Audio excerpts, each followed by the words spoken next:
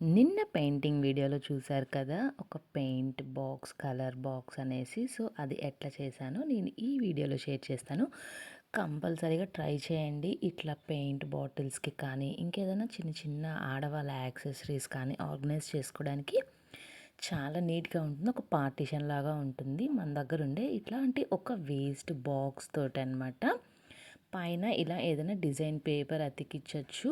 లేదంటే ఒక plain paper ఉన్నా కానీ స్టిక్ చేసేసి పైన చిన్న చిన్న హార్ట్స్ కానీ అట్లా ఏదన్నా చేసుకోవచ్చు. ఒక వైట్ క్లాత్ స్టిక్ చేసేసి పైన రెడ్ హార్ట్స్ వేయండి.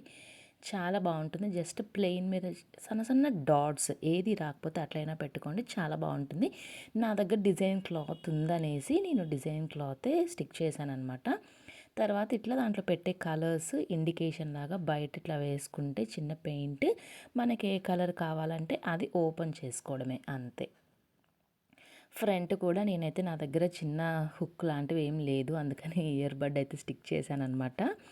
ఏదన్నా హుక్ కనుకుంటే అది అది పెట్టుకోండి. జస్ట్ తీయడానికి కొంచెం గ్రిప్ ఉంటే చాలు, ఇంకంతకంటే ఏం అవసరం లేదు.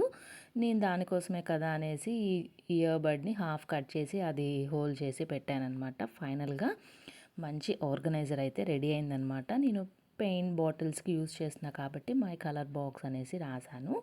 ఇది ఫైనల్గా అవుట్పుట్, నా కలర్ బాక్స్ యొక్క అవుట్పుట్ అనమాట. ఎట్లా ఉంది ఈ వీడియో? నచ్చితే like, share and subscribe for more.